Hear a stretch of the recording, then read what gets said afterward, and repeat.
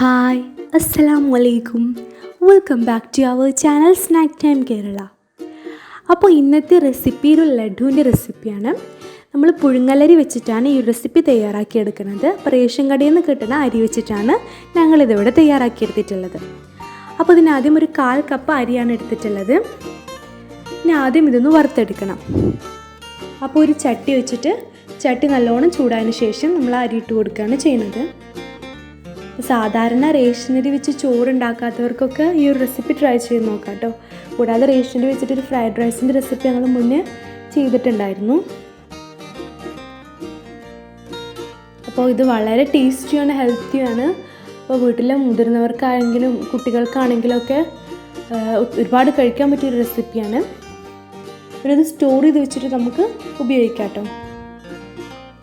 നമ്മൾ കുറച്ച് ഇൻഗ്രീഡിയൻസ് വെച്ചിട്ട് നമ്മൾ അടിപൊളിയായിട്ടൊരു ലഡു ഉണ്ടാക്കുക പോവാണ്. അപ്പോൾ നമ്മുടെ അരി നന്നായിട്ടൊന്ന് വറന്ന് വന്നിട്ടുണ്ട്. ഇനി ഇതിൻ്റെ ഈ അരിയുടെ ചൂടൊന്ന് പോയതിന് ശേഷം നമുക്കിത് മിക്സിയിലിട്ടിട്ട് നന്നായിട്ടൊന്ന് പൊടിച്ചെടുക്കുകയാണ് ചെയ്യുന്നത്. ഇനി ഈ പൊടിച്ചെടുത്ത അരി നമുക്ക് വേറൊരു ബൗളിലോട്ടൊന്ന് മാറ്റിയെടുക്കാം. ഇനി വേണ്ടത് തേങ്ങ ചിരവിയതാണ്. തേങ്ങ എത്ര ഇട്ടാലും ഇതിന് നല്ല ടേസ്റ്റ് ആട്ടോ. അപ്പോൾ നമ്മുടെ ടേസ്റ്റിനനുസരിച്ച് തേങ്ങ ഇട്ട് കൊടുക്കുക. അത് ഈ പൊടിയിലേക്കൊന്ന് ചേർത്ത് കൊടുക്കാം. പിന്നെ വേണ്ടത് ഏലക്ക പൊടിച്ചതാണ്, അതുകൂടി ചേർത്ത് കൊടുക്കാം. ഇനി അതിന് ശേഷം നന്നായിട്ടൊന്ന് മിക്സ് ചെയ്ത് കൊടുക്കാം കേട്ടോ. ഇനി ഇതിലേക്ക് മധുരത്തിന് 5 ശർക്കരയാണ് ചേർത്തിട്ടുള്ളത്. ഇനി അതൊന്ന് മെൽറ്റ് ചെയ്ത് കൊടുക്കാം.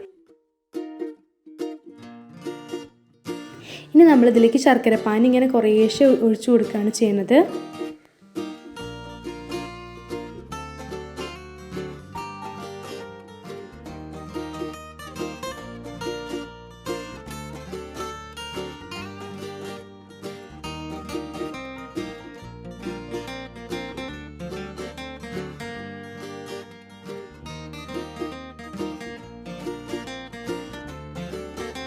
നമുക്ക് കയ്യിലാക്കിയിട്ട് നമ്മൾ ശർക്കര പാനിയുടെ അളവ് അറിയുന്നത് നമ്മളിത് കയ്യിലാക്കിയിട്ടൊന്നും ഇങ്ങനെ പിടിച്ചു നോക്കുമ്പോൾ അത് പൊട്ടിപ്പോകുന്നുണ്ടെങ്കിൽ ഇനി ശർക്കര പാനി വേണമെന്നാണ് കേട്ടോ.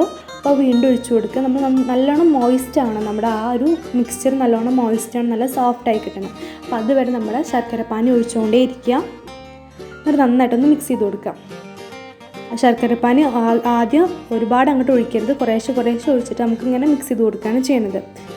ഇനി നമുക്കിത് ലഡുവിൻ്റെ ഷേപ്പാക്കിയിട്ട് നന്നായിട്ടൊന്ന് പിടിച്ചു കൊടുക്കുക. നമ്മൾ ബോൾ പോലെ ഒന്ന് പിടിച്ചെടുക്കുക.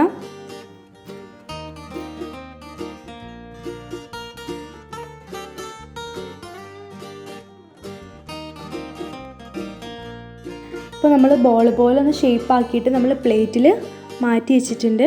ഇനി ഒരു ഭംഗിക്ക് വേണ്ടിയിട്ട് ഇതിന് മുകളിൽ ഒരു കശുവണ്ടി വെച്ച് കൊടുത്താൽ മതി. അപ്പോൾ നല്ല ഷേപ്പായി കിട്ടും ചെയ്യും. നല്ല കാണാനൊരു ഭംഗിയും കിട്ടും, നല്ല ടേസ്റ്റുമാണ്. കശുവണ്ടി വെച്ചിട്ട് അത് ലഡു കഴിക്കുമ്പോൾ നല്ലൊരു ടേസ്റ്റുമാണ്. അപ്പോൾ നിങ്ങളുടെ കയ്യിൽ ഏത് നട്ടാണെങ്കിലും അത് ഉപയോഗിക്കാം കേട്ടോ. ഏത് നട്ട്സ് ആണെങ്കിലും അത് ഉപയോഗിക്കാം. ഡേറ്റ്സ് വെച്ചാലും ടേസ്റ്റൊക്കെ തന്നെയാണ്.